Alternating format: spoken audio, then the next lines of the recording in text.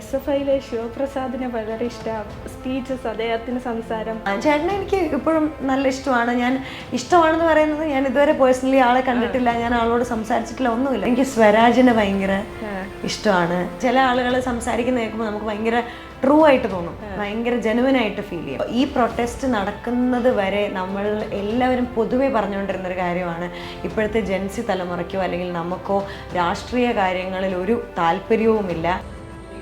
മനുഷ്യനെ മനുഷ്യനായി കാണാൻ പറ്റാത്ത കാര്യങ്ങൾ എവിടെ വരുന്നു അത് മതനിരപേക്ഷതയല്ല. വലിയ ചർച്ചയാവാറുണ്ട്, അതിനെതിരെ അഭിപ്രായമുള്ള ഒരു വലിയ കൂട്ടം ആൾക്കാർ വരാറുണ്ട്. പക്ഷെ അതൊന്നും എന്നെ ഒരു തരത്തിലും ബാധിക്കാറില്ല. മമ്മൂക്ക, ഗ്യാങ്സ്റ്റർ, പ്രിയാമണി, ചക്കരയാണ്. മുന്നേ പറഞ്ഞ പോലെ തന്നെ സോഷ്യൽ മീഡിയയിൽ നല്ല രീതിക്ക് നിലപാടുകൾ വ്യക്തമാക്കാറുണ്ട്. മീനാക്ഷിയുടെ അഭിപ്രായങ്ങൾ കൃത്യമായിട്ട് എഴുതാറുണ്ട്. അതൊക്കെ കുറേ ആളുകളിലേക്ക് എത്തുന്നുണ്ട്, കുറേ ഷെയർ ചെയ്യപ്പെടുന്നുണ്ട്. പിന്നെ അത് വലിയ മീനാക്ഷിയുടെ പോസ്റ്റുകൾ ഒരു ചർച്ചാ വിഷയം തന്നെ ആയിട്ടുണ്ട്. അപ്പോൾ ചിലവരെ സംബന്ധിച്ച് ചില ആളുകൾ പക്ഷേ അങ്ങനെ സോഷ്യൽ മീഡിയയിൽ വന്ന് ഇങ്ങനെ അഭിപ്രായങ്ങൾ പറയാൻ മടിക്കുന്ന ഒരു കാലം കൂടാണെന്ന്.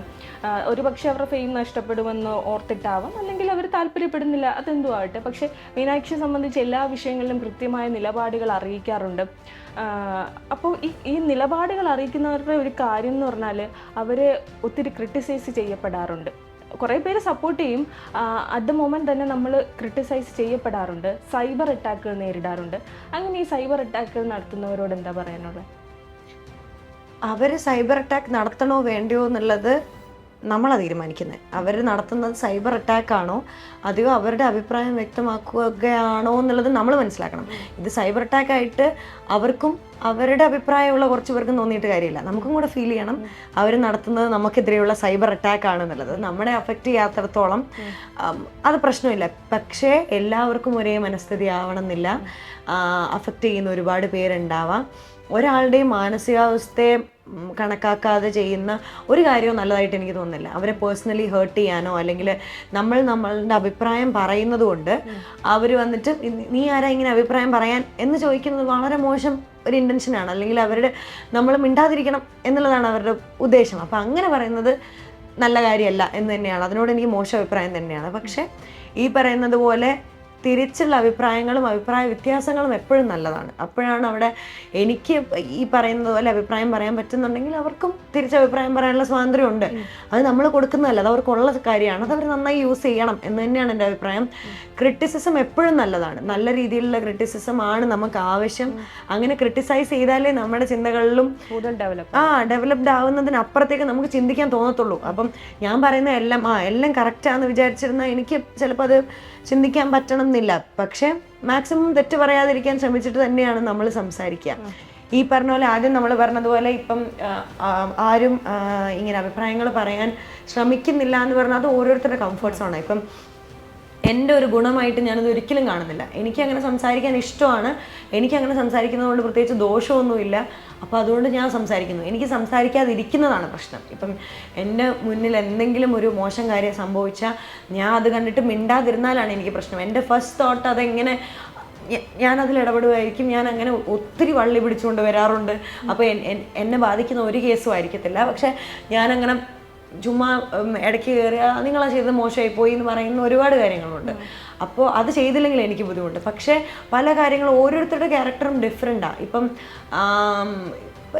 വേറെ ഇപ്പം ചേച്ചിയുടെ ക്യാരക്ടർ എങ്ങനെയാണെന്ന് എനിക്കറിയത്തില്ല. എന്നാലും ഫോർ എക്സാമ്പിൾ ചേച്ചിയാണെന്നുണ്ടെങ്കിൽ പെട്ടെന്നൊരു സംഭവം ഉണ്ടാകുമ്പോൾ അങ്ങനെ ചാടിക്കയറി പറയാനായിട്ട് ചേച്ചിക്ക് ബുദ്ധിമുട്ടുണ്ട്. അതൊരു നമുക്ക് ശാരീരികമായിട്ടും മാനസികമായിട്ടുള്ളൊരു പ്രശ്നമാണ്. അല്ലാതെ ചിലപ്പോൾ എല്ലാ സമയവും നമ്മുടെ ഫെയിം നഷ്ടമായി പോയേക്കാവുന്നോ അല്ലെ നമ്മളെപ്പറ്റി അവരെന്ത് വിചാരിക്കുമെന്ന് വിചാരിച്ചു ചെയ്യുന്നതായിരിക്കില്ല. ഇപ്പം ഞാൻ എവിടെയെങ്കിലും എനിക്ക് ശരിയെന്ന് തോന്നുന്ന എന്തെങ്കിലും കാര്യം സംസാരിച്ചു കഴിഞ്ഞാൽ എനിക്കെതിരെ കുറേ പേര് വന്നെന്ന് പറഞ്ഞാലോ അല്ലെങ്കിൽ എനിക്കെതിരെ ഈ പറയുന്ന സൈബർ അറ്റാക്ക് നടന്നെന്ന് പറഞ്ഞാലോ ഒന്നും അതെന്നെ മാനസികമായിട്ടോ ശാരീരികമായിട്ടോ ഒരു തരത്തിലും ബാധിക്കാൻ പോകുന്നില്ല.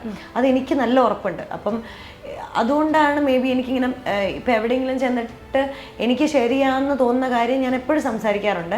അതിന് ഭയങ്കര പ്രശ്നങ്ങൾ നടക്കാറുണ്ട്. ഇപ്പോൾ പറയുന്ന പോലെ വലിയ ചർച്ചയാവാറുണ്ട്, അതിനെതിരെ അഭിപ്രായമുള്ള ഒരു വലിയ കൂട്ടം ആൾക്കാർ വരാറുണ്ട്. പക്ഷെ അതൊന്നും എന്നെ ഒരു തരത്തിലും ബാധിക്കാറില്ല. പക്ഷേ എല്ലാവരുടെയും കേസിൽ അത് അങ്ങനെ ആവുന്നില്ല. എല്ലാവരുടെയും കേസിൽ അങ്ങനെ ആണെന്നില്ല. ഇപ്പം പല ആളുകൾക്കും എന്തെങ്കിലും ഒരു പോസ്റ്റ് ഇടുക അല്ലെങ്കിൽ അവരുടെ അഭിപ്രായം ശരിയോ തെറ്റോ അവരുടെ അഭിപ്രായം അവരുടെ മാത്രം പേഴ്സണൽ അഭിപ്രായം അവർ തുറന്നു പറയുന്നതിൻ്റെ പേരിൽ ഒരു വലിയ കൂട്ടം ആളുകൾ അവർക്കെതിരെ നിന്ന മാനസികമായിട്ട് ഒരുപാട് പ്രശ്നം ഉണ്ടാകുന്ന ആൾക്കാരുണ്ടായിരിക്കാം. ഭയങ്കര ഡിപ്രസീവ് സ്റ്റേറ്റിലേക്ക് അവരെ കൊണ്ടുപോകാൻ പറ്റുന്ന ഒരു സൊസൈറ്റിയും കൂടിയായത് നമ്മുടേത്. അപ്പം എല്ലാ ആൾക്കാരും എതിര് പറയുന്നു, നിങ്ങൾ തെറ്റാണെന്ന് വീണ്ടും വീണ്ടും പറഞ്ഞുകൊണ്ടിരിക്കുന്നു. അങ്ങനെ പറയുന്നതിലൂടെ അവരുടെ മാനസികാവസ്ഥ മോശമാവുമെന്ന് അവർക്കറിയാമെങ്കിൽ അങ്ങനെ ചെയ്യാതിരിക്കുന്ന ഏറ്റവും നല്ലത്. അപ്പോൾ ഈ സാമൂഹ്യ രാഷ്ട്രീയ വിഷയങ്ങളെ പറ്റി ഏകദേശ ധാരണ ഉള്ള ഒരാളെന്ന നിലയ്ക്ക് ചോദിക്കുകയാണ്, ഈ അടുത്തിടെ നടന്ന ഒരു പ്രൊട്ടസ്റ്റാണ് CJP പ്രൊട്ടസ്റ്റ്. കോക്രോച്ച് ജനതാ പാർട്ടിയുടെ നേതൃത്വത്തിൽ രാജ്യത്തെ നീറ്റ് പരീക്ഷാ ക്രമക്കേടുമായി ബന്ധപ്പെട്ട് അഭിജിത്ത് ദീപ്കി എന്ന് പറയുന്ന ആ ആളുടെ നേതൃത്വത്തിൽ നാട്ടിലെ രാജ്യത്തെ യുവാക്കളെല്ലാം കൂടെ ചേർന്ന് നടത്തിയൊരു പ്രൊട്ടസ്റ്റാണ്, നീതിക്ക് വേണ്ടി നടത്തിയൊരു പ്രൊട്ടസ്റ്റാണ്. അത് വലിയ വിജയമായിരുന്നു. നമ്മുടെ കേന്ദ്ര വിദ്യാഭ്യാസ മന്ത്രി രാജിവെക്കുകയൊക്കെ ചെയ്തു. അപ്പോൾ ഈ നമ്മുടെ നാട്ടിൽ ഇത്തരത്തിലുള്ള ഒരു സമരങ്ങൾ ഒക്കെ നടക്കുമ്പോൾ സമരങ്ങൾ ആവശ്യമല്ലേ? സത്യത്തിൽ നാട്ടിൽ ഇത്തരത്തിലുള്ള സമരങ്ങൾ ആവശ്യമല്ലേ? സമരങ്ങൾ ആവശ്യമല്ലേ എന്നതിനപ്പുറത്തേക്ക് ഇപ്പം നമ്മൾ ഈ പ്രൊട്ടസ്റ്റ് നടക്കുന്നത് വരെ നമ്മൾ എല്ലാവരും പൊതുവെ പറഞ്ഞുകൊണ്ടിരുന്നൊരു കാര്യമാണ്, ഇപ്പോഴത്തെ ജെൻസി തലമുറയ്ക്കോ അല്ലെങ്കിൽ നമുക്കോ രാഷ്ട്രീയ കാര്യങ്ങളിൽ ഒരു താല്പര്യവുമില്ല, അല്ലെങ്കിൽ രാഷ്ട്രീയത്തോട് ഇവർക്ക് പ്രത്യേകിച്ച് യോജിപ്പൊന്നും ഇല്ലാത്ത ആൾക്കാരാണ്, ഇവർക്ക് വോട്ട് ചെയ്യാൻ ഇഷ്ടമല്ല, അങ്ങനെ ചെയ്യാൻ ഇഷ്ടമല്ല, ഇങ്ങനെ ചെയ്യാൻ ഇഷ്ടമല്ല. അപ്പോൾ ജെൻസി തലമുറയെ അല്ലെങ്കിൽ നമ്മൾ ഉൾപ്പെടുന്ന ഈ തലമുറയെ എല്ലാവരും വേറെ പോലെയാണ് കണ്ടിരുന്നത്. പക്ഷെ ഇങ്ങനെ ഒരു പ്രൊട്ടസ്റ്റ് വന്നപ്പോൾ ഈ പ്രൊട്ടസ്റ്റിനെ വളരെ സത്യസന്ധമായിട്ട് മനസ്സിലാക്കിയ ഏത് തലമുറയിലുള്ള ആൾക്കാരാണെങ്കിലും നമുക്ക് വ്യക്തമായിട്ടൊരു ധാരണയുണ്ട്, ഒരു പ്രശ്നം ഉണ്ടായാൽ നമ്മൾ പണ്ട് സമരം ചെയ്ത പോലത്തെ സമരമാവണം ഇത് എന്ന് ഒരു നിർബന്ധവും ഇല്ല. നമുക്ക് എങ്ങനെയാണോ നമ്മളുടെ ബുദ്ധിമുട്ട് അഡ്രസ്സ് ചെയ്യാൻ തോന്നുന്നത് ആ രീതിയിൽ നമ്മളത് അഡ്രസ്സ് ചെയ്യുന്നുണ്ട്. നമുക്കൊരാൾക്കൊരു അത് പല രീതിയിലായിരിക്കാം. അത് നമ്മുടെ ഇന്ത്യയിൽ ഇപ്പോഴാണ് നടക്കുന്നത്. പല സ്ഥലങ്ങളിലായിട്ട് പലപ്പോഴും ഇത്തരത്തിലുള്ള പ്രൊട്ടസ്റ്റുകൾ നടന്നിട്ടുണ്ട്. ഈ ഒരു ജോൺറയിലുള്ള പ്രൊട്ടസ്റ്റുകൾ ഒരുപാട് നടന്നിട്ടുണ്ട്. അപ്പോൾ അത് ചിലപ്പോൾ പാട്ടുപാടിയായിരിക്കും നമ്മുടെ പ്രൊട്ടസ്റ്റ് നടത്തുന്നത്.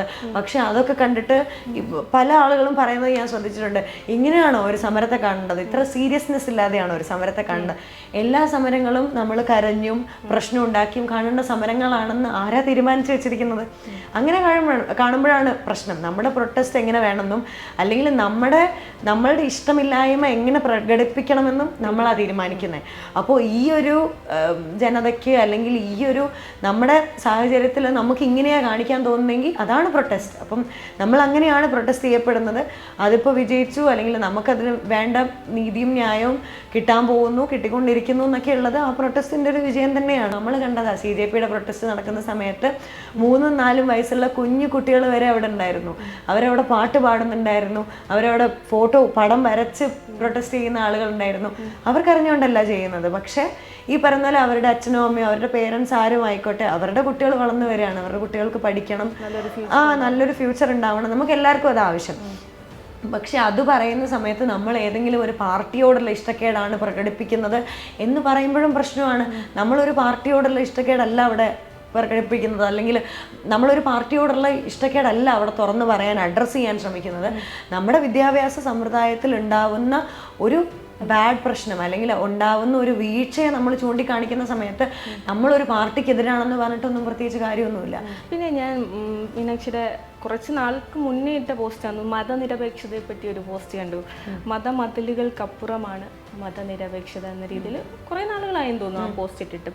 അപ്പോൾ ഇന്നും ഇങ്ങനെ പറയുമ്പോഴും ഇന്നും ജാതിയുടെയും മതത്തിൻ്റെയും പേരിൽ ഇന്നും എവിടേക്കോ ചില പ്രശ്നങ്ങളൊക്കെ നാം നേരിടുന്നുണ്ട്. മീനാക്ഷിയുടെ കാഴ്ചപ്പാടിൽ എന്താണ് മതനിരപേക്ഷത? ഇന്നും പ്രശ്നങ്ങൾ നടക്കുന്നത് കൊണ്ടാണ് നമ്മളിപ്പോഴും അതിനെപ്പറ്റി സംസാരിക്കേണ്ടി വരുന്നത്. അല്ലെങ്കിൽ ആ ടോപ്പിക്ക് നമ്മൾ മറന്നേ പോകും. പ്രത്യേകിച്ച് ഇപ്പോൾ ഒന്ന് നമ്മൾക്കത് സംസാരിക്കേണ്ട വിഷയം ഇപ്പോഴത്തെ ജനറേഷനിലോ ഇപ്പോഴത്തെ കാലഘട്ടത്തിലോ അതൊരാവശ്യമായിട്ട് പോലും എവിടെയും വരുന്നില്ല. നമ്മുടെ ജാതിയോ മതമോ എവിടെയും നമുക്ക് ആവശ്യമായിട്ട് വരരുത് എന്ന് നമ്മൾ വിചാരിക്കുന്ന കാര്യമാണ്. പക്ഷെ ഇന്നും അത് എവിടേക്കോ ഉള്ളത് കൊണ്ടാണ് നമുക്ക് ആർക്കൊക്കെയോ ഇപ്പോഴും അത് സംസാരിക്കേണ്ടി വരുന്നത്. ഇന്നും അത് എവിടേക്കോ ഉള്ളത് കൊണ്ടാണ്. ആ എവിടേക്കോ ഉള്ളത് തന്നെയാണ് നമ്മുടെയും പ്രശ്നം. അതുള്ളത് നമുക്ക് ഭയങ്കര ബുദ്ധിമുട്ട് തന്നെയാണ്. ഇപ്പം ഒരാൾക്ക് അമ്പലത്തിൽ പോകാൻ ഇഷ്ടമാണ്, മറ്റേ ആൾക്ക് പള്ളിയിൽ പോകാൻ ഇഷ്ടമാണ്, അവിടെ പോയി പ്രാർത്ഥിച്ചോട്ടെ, സ്വന്തം സമാധാനത്തിനും സന്തോഷത്തിനും എന്ത് വേണമെങ്കിൽ ചെയ്തോട്ടെ. പക്ഷെ അതിൻ്റെ പേരിൽ ഒരു വ്യക്തിയെ മാറ്റി നിർത്താനോ അല്ലെങ്കിൽ നീ ഇന്ന ജാതിയാണ്, നീ ഇന്ന മതമാണ് എന്ന് പറഞ്ഞിട്ട് നമുക്ക് അവരെ വേർതിരിച്ച് കാണാനോ അതൊന്നും നമുക്ക് റൈറ്റായിട്ട് നമുക്ക് സമ്മതിച്ചു കൊടുക്കാൻ പറ്റുന്ന കാര്യങ്ങളല്ല. അല്ലെങ്കിൽ നമ്മുടെ ഒരു യുക്തിയിൽ അത് നിരക്കുന്ന കാര്യമേ അല്ല. നമ്മളുടെ ഡേ ടു ഡേ ലൈഫിൽ തടസ്സമാകുന്ന കാര്യങ്ങളൊന്നും, അല്ലെങ്കിൽ മനുഷ്യനായി കാണാൻ പറ്റാത്ത കാര്യങ്ങൾ എവിടെ വരുന്നു അത് മതനിരപേക്ഷതയല്ല. അല്ലെങ്കിൽ നമുക്ക് മറ്റൊരു മനുഷ്യനെ ഇത് നമ്മളെപ്പോലെ തന്നെ ഒരു മനുഷ്യനാണ് എന്നതിനപ്പുറത്തേക്ക് ഇവൻ ഹിന്ദുവാണ്, ഇവൻ ക്രിസ്ത്യനാണ്, ഇവൻ മുസ്ലിമാണ്, അങ്ങനെ വേർതിരിക്കേണ്ടി വരുന്നത് മതനിരപേക്ഷതയല്ല, അത് സെക്യുലറിസം അല്ല. നമ്മൾ പറയുന്ന സെക്യുലറിസത്തിൽ എപ്പോഴും മനുഷ്യനായി കാണാൻ പറ്റണം. നമ്മുടെ നീതിക്കും ന്യായത്തിനും ഒക്കെ മനുഷ്യത്വമാണ് വലുത്. മനുഷ്യത്വം വലുതായി നിൽക്കുന്നതാണ് സെക്യുലറിസം. രാഷ്ട്രീയമൊക്കെ ശ്രദ്ധിക്കുന്ന ആളാന്ന് പറഞ്ഞല്ലോ. അപ്പം ഒരു ഇന്റർവ്യൂവിൽ കണ്ട് SFIയിലെ ശിവപ്രസാദിനെ വളരെ ഇഷ്ടമാണ്, സ്പീച്ചസ്, അദ്ദേഹത്തിന് സംസാരം, പ്രസംഗമൊക്കെ ഭയങ്കര ഇഷ്ടമാണെന്ന് എവിടെയോ ഞാൻ കേട്ടു ഇങ്ങനെ പറയുന്നത്. അപ്പോൾ പൊളിറ്റീഷ്യൻസിൽ ഏറ്റവും ഇഷ്ടപ്പെട്ട ആരെങ്കിലും ഉണ്ടോ? പൊളിറ്റീഷ്യൻസിൽ ഇഷ്ടപ്പെട്ട ഒരുപാട് ആളുകളുണ്ട്. അത് ഇന്ന പാർട്ടിയിലും ഇന്ന ഇതിലും വേണമെന്നില്ല. അന്ന് ശിവപ്രസാദ് ചേട്ടൻ്റെ പറഞ്ഞ പോലെ തന്നെ ഞാൻ എല്ലാ പാർട്ടിയിലും ഓരോ ആൾക്കാരുടെ പേര് പറഞ്ഞിട്ടുണ്ടായി. പക്ഷെ ചേട്ടനെ എനിക്ക് ഇപ്പോഴും നല്ല ഇഷ്ടമാണ്. ഞാൻ ഇഷ്ടമാണെന്ന് പറയുന്നത്, ഞാൻ ഇതുവരെ പേഴ്സണലി ആളെ കണ്ടിട്ടില്ല, ഞാൻ ആളോട് സംസാരിച്ചിട്ടില്ല, ഒന്നുമില്ല. പക്ഷെ പൊതുജനം എന്നുള്ള രീതിയിൽ നമ്മൾ കാണുന്നതിലും അല്ലെങ്കിൽ സംസാരങ്ങളായാലും ഒക്കെ ശ്രദ്ധിച്ചിട്ടുണ്ട്. ആളെപ്പറ്റി എനിക്ക് പേഴ്സണലി ഒരുപാട് അറിയുന്ന ആളല്ല ഞാൻ. അതന്ന് അങ്ങനെ പറഞ്ഞത് പ്രസംഗങ്ങൾ ഇഷ്ടമാണ്, അത് ഇഷ്ടമാണ്. ഓരോ കാര്യത്തിൽ ഇടപെടുന്ന രീതികൾ ഇഷ്ടമാണ്. അങ്ങനെ സംസാരിക്കുന്ന ആളുകളെ എനിക്ക് പൊതുവേ ഇഷ്ടമാണ്. മേ ബി അതുകൊണ്ടായിരിക്കാം. അങ്ങനെ ഇഷ്ടമുള്ള ഒരുപാട് പൊളിറ്റീഷ്യൻസ് ഉണ്ട്. പേര് പറയാൻ പെട്ടെന്ന് അങ്ങനെ പേര് കിട്ടാൻ എനിക്ക് സ്വരാജിനെ ഭയങ്കര ഇഷ്ടമാണ്. സ്വരാജിന്റെ സംസാരം തന്നെയാണ്, എല്ലാവരുടെയും സംസാരം തന്നെ ആയിരിക്കണം എന്നില്ല. ഇപ്പം എനിക്കറിയത്തില്ല അതെങ്ങനെയാണ് പറയേണ്ടത്. ചില ആളുകൾ സംസാരിക്കുന്ന കേൾക്കുമ്പോൾ നമുക്ക് ഭയങ്കര ട്രൂ ആയിട്ട് തോന്നും, ഭയങ്കര ജെനുവിനായിട്ട് ഫീൽ ചെയ്യും.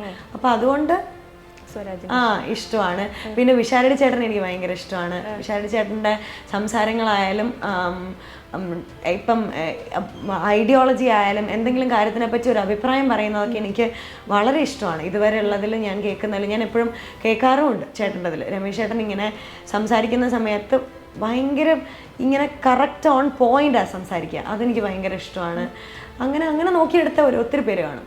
അപ്പോൾ നമ്മൾ സിനിമയിലൊക്കെ അഭിനയിച്ചുകൊണ്ടിരിക്കുകയാണ്. ഇപ്പോൾ നമ്മൾ 2026 എത്തി നിൽക്കുന്നു. ഞാൻ ചോദിക്കുകയാണ്, ഒരു 10 വർഷത്തിന് ശേഷം മീനാക്ഷി ആരായിരിക്കും എന്ന് ചോദിച്ചാൽ? ഞാൻ വളരെ ഹാപ്പി ആയിട്ടുള്ളൊരു വുമൺ ആയിരിക്കും. പിന്നെ എല്ലാം കൊണ്ടും ഞാൻ ഫിനാൻഷ്യലി അത്യാവശ്യം സ്റ്റേബിൾ ആയിട്ടുള്ള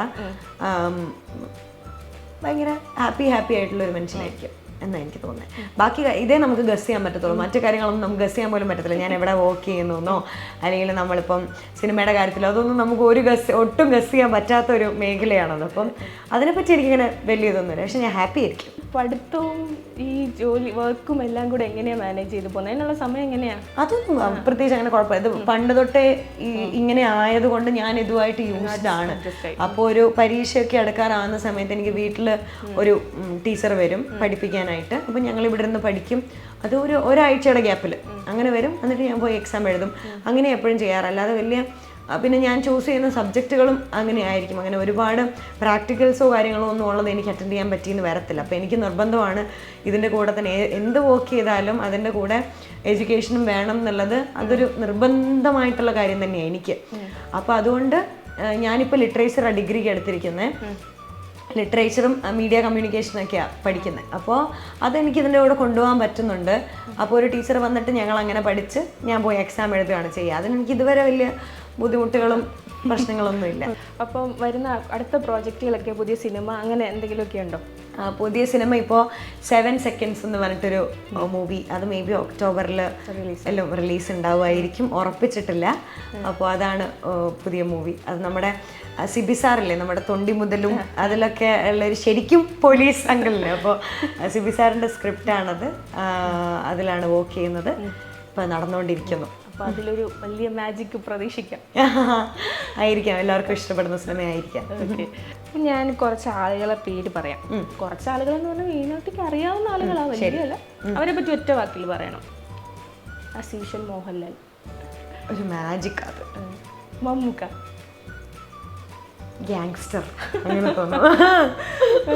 പൃഥ്വിരാജ് ഡ്രീമാണ്, അത് എപ്പോഴും കാണുന്ന സമയത്ത് എനിക്കൊരു dream star. Tovino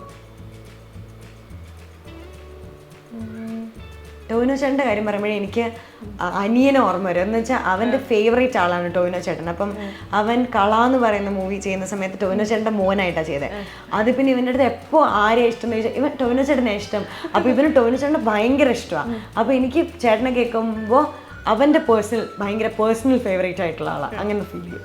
KPC Lalithamma replace ചെയ്യാൻ പറ്റത്തില്ല അങ്ങനെ തോന്നും. പ്രിയാമണി ചക്കരയാണ്. ചക്കരയാണ് കംഫർട്ടബിൾ വർക്ക് ചെയ്യുമ്പോൾ ഏറ്റവും കംഫർട്ടബിൾ ആയിട്ടുള്ള ഒരാൾ. എന്ന് വെച്ചാൽ നമ്മളെ കംഫർട്ടബിൾ ആക്കാൻ വേണ്ടി ആൾ പ്രത്യേകിച്ച് ഒന്നും ചെയ്യത്തൊന്നുമില്ല. പക്ഷെ നമ്മൾ ആരാണോ കൂടെ ചെയ്യുന്നത് നമ്മൾ ഓക്കെ ആയിരിക്കും കൂടെ വർക്ക് ചെയ്യുമ്പോൾ. അല്ലെങ്കിൽ നമ്മളോട് ഭയങ്കര നന്നായിട്ട് സംസാരിക്കും എപ്പോഴും. ഈ നമ്മളൊരു ഫിലിം കഴിഞ്ഞപ്പോൾ ഓഫീസർ കഴിഞ്ഞിട്ടാണെങ്കിലും ഞാൻ എൻ്റെ എന്തെങ്കിലും ഒരു ആവശ്യത്തിന് ഇപ്പം എൻ്റെ ഒരു സിനിമ ഇങ്ങനെ ഇറങ്ങിയിട്ടുണ്ട് ഒന്ന് കണ്ടിട്ട് അഭിപ്രായം പറയാമോ എന്ന് ചോദിച്ചാലും അത് ഭയങ്കരമായിട്ട് അക്സെപ്റ്റ് ചെയ്യുന്ന ഒരാളാണ്. അപ്പോൾ എനിക്ക് അങ്ങനത്തെ ആൾക്കാർ ഭയങ്കര കുറവാണ്. അപ്പോൾ ചേച്ചി അങ്ങനെ ആയത് എനിക്ക് ഭയങ്കര സന്തോഷമാണ്. ഓക്കെ. എപ്പോഴും ഒരു അഡ്വൈസ് ലൈഫിൽ തരുന്ന ഒരാളാരാ? അഡ്വൈസ് തരുന്നതോ? അങ്ങനെ പോകണം, ഇങ്ങനെ പോകണം, ഇങ്ങനെ ചെയ്യണം എന്നൊക്കെ പറയുന്നത്. അങ്ങനൊന്നും ആരും പറയാറില്ല. പക്ഷെ എനിക്ക് അങ്ങനത്തെ അത് കൂടുതൽ നമുക്ക് ഈ എക്സ്പീരിയൻസുകളിൽ നിന്നാണ് മനസ്സിലാവുക. ഇപ്പോൾ ആരെങ്കിലും കാണുമ്പോൾ അയ്യോ നമുക്കും അങ്ങനെ ചെയ്യണം, അല്ലെങ്കിൽ നമ്മളും അങ്ങനെയാണെങ്കിൽ നന്നായിരിക്കും, നമ്മൾ ഇങ്ങനത്തെ ആൾക്കാരോട് ഇങ്ങനെ പെരുമാറിയാൽ നന്നായിരിക്കും എന്നൊക്കെ ഓരോരുത്തരെ കാണുമ്പോൾ അങ്ങനെ തോന്നാറുണ്ട്. ഈ കണ്ടതിൽ വെച്ചിട്ട് ഏറ്റവും ഫണ്ണി ആയിട്ടുള്ള ആളാണ് ഇന്നസെൻ്റ് അങ്കിൾ. അങ്ങനെയാണ്, ഇന്നസെൻ്റ് അങ്കിൾ അങ്ങനെയായിരുന്നു. എപ്പോഴും നമ്മൾ എന്നെങ്കിലും ഭയങ്കര സീരിയസ് ആയിട്ടൊരു കാര്യം പറഞ്ഞുകൊണ്ട് എന്നാലും എന്നാങ്കിലും നമ്മളെടുത്ത് തമാശ പറഞ്ഞുകൊണ്ട് വരും. അപ്പോൾ ഞാൻ അപ്പോൾ ഒക്കെ ഇങ്ങനെ വഴക്കുണ്ടാക്കായിരുന്നു, ഞാൻ സീരിയസ് ആയിട്ടാണ് പറയുന്നത് കേട്ടോ എന്ന് പറയും. അപ്പോൾ പക്ഷെ അതെനിക്ക് ഇപ്പോഴും നല്ല ഓർമ്മയാണ് അതൊക്കെ നടക്കുന്നത്. അല്ലെങ്കിൽ എപ്പോഴും ഞാൻ ടോപ്പ് സിംഗർ ചെയ്യുന്ന സമയത്ത് അവിടെ എപ്പോഴും ഇടയ്ക്കിടയ്ക്ക് ഇങ്ങനെ ഗസ്റ്റായിട്ടൊക്കെ വരുമായിരുന്നു. അപ്പോൾ നമ്മൾ ഭയങ്കര കാര്യമാണ്. അതിപ്പം ആലീസ് ആൻറ്റി ആയാലും എപ്പോഴും ആൻറ്റിയുടെ കാര്യം ഇങ്ങനെ പറഞ്ഞുകൊണ്ടേയിരിക്കും. ഇപ്പം എന്തെങ്കിലും സംസാരിക്കുമ്പോഴായാലും ഒക്കെ എന്തെങ്കിലും തമാശ പറയും. ഇപ്പം നമ്മൾ എന്നെ കാര്യം പറഞ്ഞാലും അതിൽ എന്തെങ്കിലും അങ്ങനെ നമ്മളെ ചിരിപ്പിക്കാൻ വേണ്ടി എന്തെങ്കിലും പറഞ്ഞുകൊണ്ടിരിക്കും. മീനാക്ഷി ഏറ്റവും കൂടുതൽ മനസ്സിലാക്കിയ ആളാരാ?